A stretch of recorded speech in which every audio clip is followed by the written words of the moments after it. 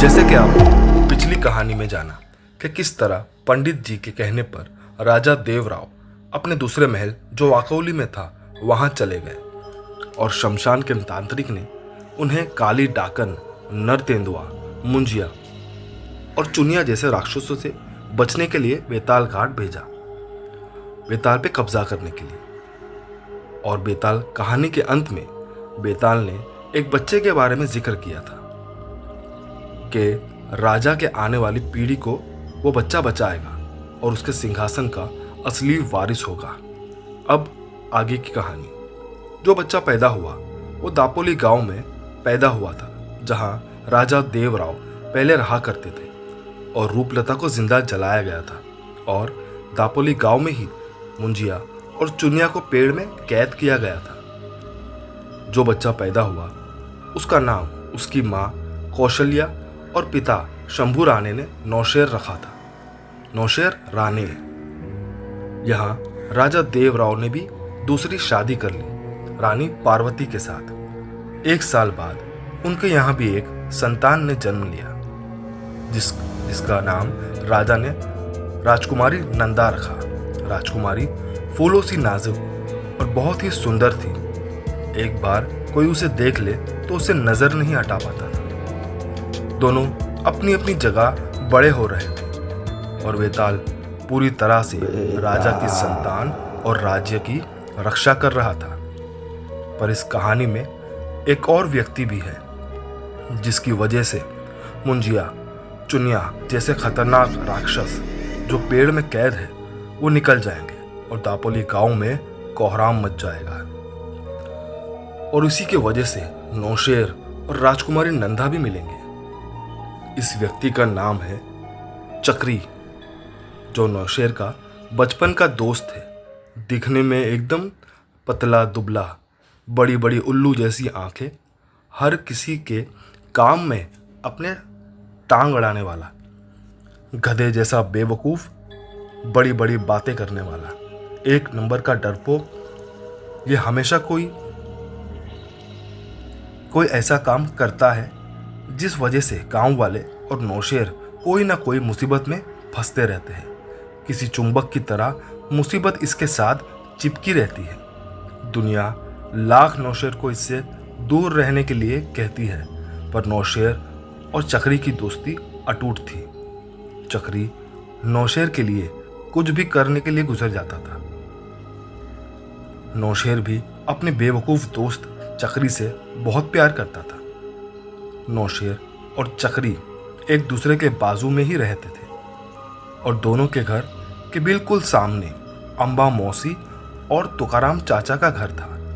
तुकाराम चाचा को चक्री और नौशेर तुकिया चाचा कहते थे। एक दिन अम्बा मौसी ने चक्री को कुछ पैसे दिए और कहा, चक्री जरा बाजार से एक नारियल, कुछ मिर्ची और नींबू ले आ। तेरे चाचा के लिए नारियल और हरी मिर्च की चटनी बनानी है। चक्री ने मौसी से पैसे लिए और बाजार से नींबू, मिर्ची और नारियल खरीद के घर की तरफ आ ही रहा था कि रास्ते में उसने देखा कि गांव के कुछ बच्चे कुएं में झांक रहे हैं। उन लोगों ने चक्री को आवाज लगाई और बोला, अरे चक्री भैया, देखो ना कुएं में ये क्या है? ये मेंढक है या कछुआ है? चक्री कुएं के अंदर झांकने लगा और मेंढक और कछुए देखने के चक्कर में कुएं में गिर गया। बच्चे उस पर हंसने लगे। उसे तैरना तो आता था, पर बिना रस्सी के वो बाहर कैसे आता भला? तब किसी बच्चे ने नौशेर को बताया और नौशेर ने उसे रस्सी से खींचकर बड़ी मुश्किल से बाहर निकाला। फिर चक्री को याद आया कि नींबू, मिर्ची और नारियल तो कुएं में गिर गए। उसने मौसी की मार के डर से नौशेर को नहीं बताया कि नींबू मिर्ची कुएं में गिर गए हैं। वो कुछ देर तो कड़क धूप में बैठा रहा ताकि उसके कपड़े सूख जाए और उसके देखकर ऐसा लग रहा था कि देसी मुर्गे को किसी ने नहला के धूप में खाने छोड़ दिया है।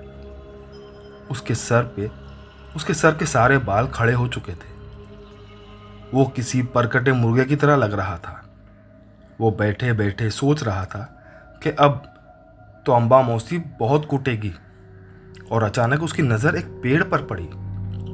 उसने देखा कि पेड़ के नीचे एक थाली पड़ी है और उसमें कुछ मिर्ची, नारियल, नींबू और सिंदूर है। ये वही पेड़ था जहां मुंजिया को पंडित जी ने 25 साल पहले कैद किया था। चक्री भाग के पेड़ के पास गया और उसने थाली में से नींबू, मिर्ची और नारियल उठा लिया। उसी वक्त मुंजिया ने उसे पीछे से आवाज दी, चक्री, ए चक्री, मेरी बात सुन। ये पेड़ पे बंधे धागे भी खोल दे जरा। चक्री ने सोचा, आवाज कहाँ से आ रही है। फिर उसे लगा शायद उसके कान बज रहे हैं। वो आगे जाने लगा। तभी मुंजिया ने गुस्से में उससे चिढ़ के कहा, ए गधे के दिमाग वाले चक्री, धागे खोल वरना तुझे बकरी बना के खा जाऊंगा। चक्री को यह सुन के गुस्सा आ गया और उसने कहा, अबे जा बे पागल पेड़, अगर मैंने ये धागे खोल दिए तो तू नंगा हो जाएगा। मुंजिया बस उसके ऊपर कूदने ही वाला था कि चक्री वहां से नींबू मिर्ची उठा के निकल गया और अम्बा मौसी को घर नींबू, नारियल और मिर्ची दे आया, जिसको किसी गांव वाले ने किसी की नज़र उतार के टोटका करके वहां पेड़ के नीचे रखा था। अम्बा मौसी बेचारी इस बात से बेखबर कि वो अपने पति तुकिया के लिए टोटके की मिर्ची और नारियल की चटनी बना रही है। रात में जब तुकिया चाचा घर आए तो अम्बा मौसी ने बड़े शौक से चाचा को चटनी खिलाई और दोनों सो गए, इस बात से बिल्कुल अनजान कि रात में तुकिया चाचा के साथ क्या होने वाला है। आधी रात हो चुकी थी, पूरा गांव सो रहा था कि अचानक गांव में एक आवाज गूंजने लगी, हाय हाय मेरा पेट, हाय मेरा पेट, उतार की चटनी खिलाती है मेरे को, उतार की चटनी खिलाती है मेरे को, तेरा पेट फाड़ दूंगा, पेट फाड़ दूंगा तेरा। सारे गांव वाले अम्बा मौसी के घर के पास जमा हो गए। अंदर से अम्बा मौसी की चीखने की आवाज आने लगी, अरे तू क्या, मेरे पेट से नीचे उतर, मेरा पेट छोड़, मैं तेरी पत्नी हूं। गांव वालों ने किसी तरह घर का दरवाजा तोड़ा तो उन्होंने देखा कि तुकिया चाचा अम्बा मौसी के ऊपर बैठे हैं और उसका पेट फाड़ने की कोशिश कर रहे हैं। जैसे ही गांव वाले अम्बा मौसी को बचाने भागे तो तुकिया चाचा अपनी बड़ी बड़ी आंखों की पुतलियां गोल गोल घुमाने लगे और गांव वालों की तरफ घुर्राते हुए बोलने लगे, सबका फाड़ दूंगा, सबका फाड़ दूंगा। तब गांव के एक बड़े बुजुर्ग और सनकी प्रताप आंग्रे उर्फ दादा आंग्रे, जिनकी इज्जत राजा देवराव और सारे गांव के लोग करते थे और उनके गुस्से से भी डरते थे। वो अपने ज़माने के बहुत बड़े शिकारी थे। उन्होंने अपनी पुरानी ज़माने की जंग खाई हुई राइफल दिखाते हुए अपनी लड़खड़ाती आवाज़ में पूछा, ए तो क्या पागल हो गया है, क्या फाड़ देगा रे? तो क्या चाचा ने कहा, चुप कर बुढ़े, तेरा भी फाड़ दूंगा। ये सुनकर दादा आंगरे की खोपड़ी सनक गई और उन्होंने तुकिया चाचा पर सीधा अपनी पुरानी जंग लगी हुई राइफल से गोली चला दी, जिसकी गोली कभी निशाने पर नहीं लगती थी। और तुकिया अचानक से अपने हाथ पैरों से चिपकली की तरह दीवार पर चढ़ गया और उसके बाद छत पर लटक गया। यह मंजर देख के गांव के लोग पूरी तरह डर गए। गांव वालों ने अम्बा मौसी को घर के बाहर निकाला और तुकिया चाचा को अंदर बंद कर दिया। वहां चक्री और नौशेर भी मौजूद थे। तब चक्री ने नौशेर को बताया कि अम्बा मौसी ने उसे मिर्ची नारियल लाने भेजा था और जब नारियल मिर्ची कुएं में गिर गए तो उसने पेड़ के नीचे से नारियल मिर्ची और नींबू को उठाकर अम्बा मौसी को दे दिया और उसी की चटनी अम्बा मौसी ने तुकिया चाचा को बना के खिला दी। तब नौशेर ने चक्री को कहा, अरे बेवकूफ़, उस पेड़ के नीचे लोग जादू टोना और उतारा रख कर जाते हैं। तेरे वजह से अम्बा मौसी ने तुकिया चाचा को उतारे के नारियल और मिर्ची की चटनी खिला दी। देख तेरे वजह से गांव में क्या भसड़ मची है। अब चक्री बोलने लगा, अरे भाई अब क्या करेंगे भाई इस बार बचा ले।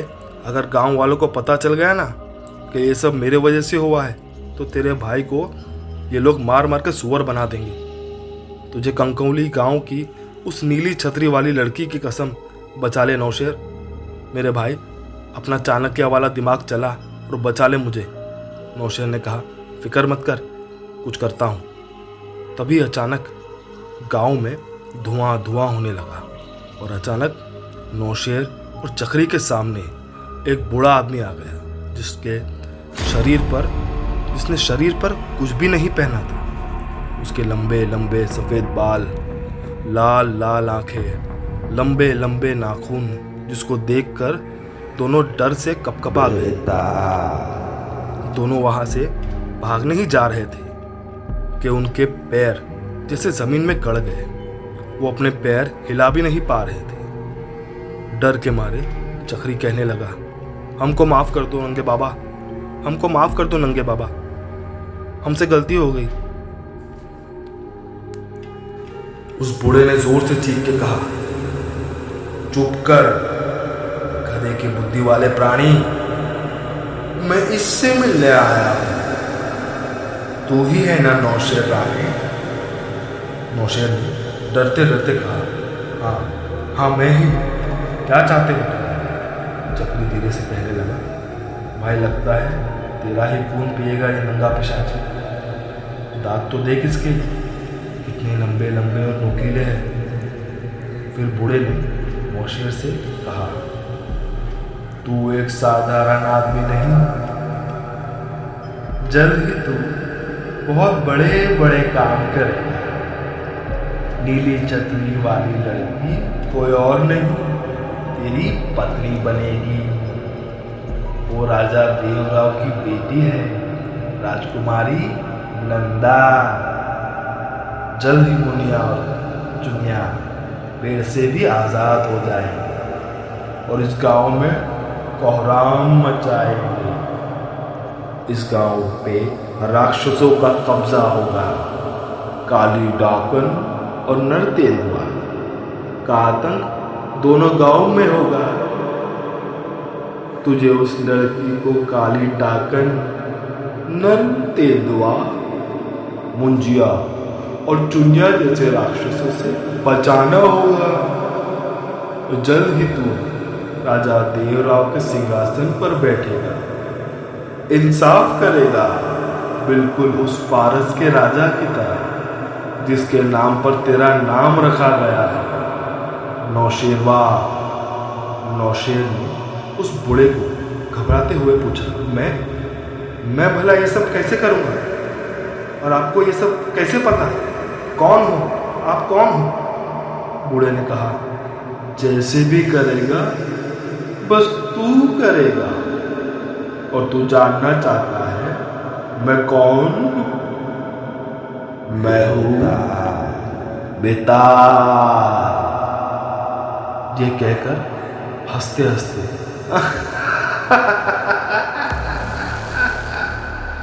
वो आसमान में गायब हो गया। नौशेर और चक्री दोनों घबराते हुए उसे आसमान में गायब होते देखते रह गए। उनके साथ ये सब पहली बार हो रहा था। चक्री कहने लगा, ये सब क्या हो रहा है?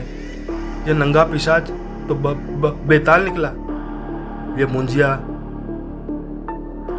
चुनिया, नर तेंदुआ और क्या बोला उसने? काली डाकन।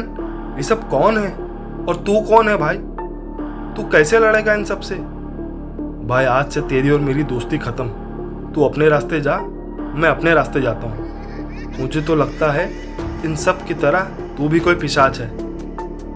नौशेर कहने लगा, अबे मुझे क्या पता मैं कौन हूँ, अब तो दादा आंगरे से ही बात करनी होगी, वही सब बता सकते हैं। चक्री बोलने लगा, अरे वो संकी बुड्ढा जो अपनी सड़ी हुई बंदूक से किसी पे भी गोली चला देता है। ना बाबा, भाई मुझे माफ कर, मैं नहीं आऊँगा उसके पास। नौशेर ने कहा, साले तेरे वजह से ये सब हो रहा है, अगर तूने मेरा साथ नहीं दिया ना तो सबको बता दूंगा कि तूने टोटके वाला नारियल और मिर्ची अम्बा मौसी को दिया था, जिसकी वजह से तो क्या चाचा की यह हालत है। वो फाड़ दूंगा बन गए। सोच ले। चक्री बोला, ठीक है भाई, ठीक है, देख लिया तुझे भी, तेरी दोस्ती भी, यही तेरा प्यार साले गद्दार। नौशेर ने कहा, चल अब नाटक मत कर और मेरे साथ चल। दोनों अम्बा मौसी के घर पहुंचे तो लोगों ने कहा कि तुकिया तो छत तोड़कर कहीं भाग गया है।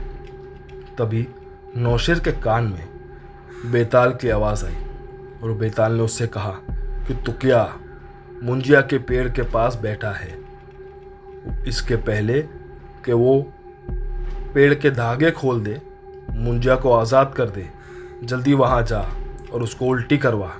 जैसे ही वो उल्टी करेगा टोटके का असर खत्म हो जाएगा। नौशेर ने गांव वालों को कहा कि तुकिया चाचा उस पेड़ के पास बैठे हैं जहां मुंजिया को कैद किया गया था।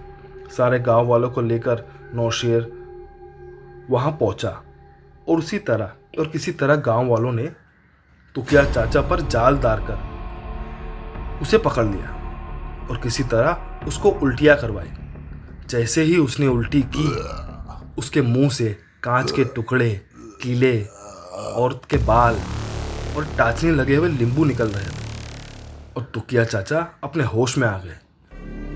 पर किसी को यह नहीं पता था कि तब तक तुकिया ने पेड़ के धागे खोल दिए हैं। लोग तुकिया को घर ले ही जा रहे थे कि अचानक बंदर की तरह मुंजिया पेड़ से कूदकर गांव वालों के सामने आ गया। गांव वाले घबराकर पलट के दूसरी तरफ से भागना चाह रहे थे, पर वहां उन्होंने देखा कि 10-12 साल का एक राक्षस जैसे बच्चा, जिसके बड़े बड़े कान हैं, अपनी कांटों वाली जीभ लटकाए हुए जमीन पर बैठा है, जो चुनिया है। और गांव वालों को देखकर मुंजिया और चुनिया दोनों एक साथ कहने लगे, हाँ अब आएगा मजा। मुंजिया और चुनिया मिलके गांव वालों के देंगे उनके किए की सजा। हाँ सजा। ना बचेगा राजा, ना उसकी जनता, ना जनता। जिस तरह तड़पी थी रूपलता, उसी तरह जिंदा जलेगी राजा की जनता और रूप कुमारी राजकुमारी नंदा। हाँ राजकुमारी नंदा। आगे की कहानी अगली वीडियो में टू बी कंटिन्यूड।